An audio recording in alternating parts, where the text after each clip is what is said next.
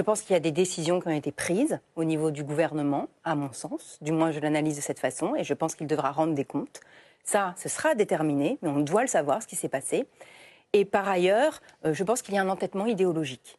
C'est-à-dire que le gouvernement tablait sur une politique de l'offre qui, au bout d'un moment, allait relancer la croissance de telle façon qu'on allait avoir des rentrées fiscales. Ce n'est pas ce qui s'est passé.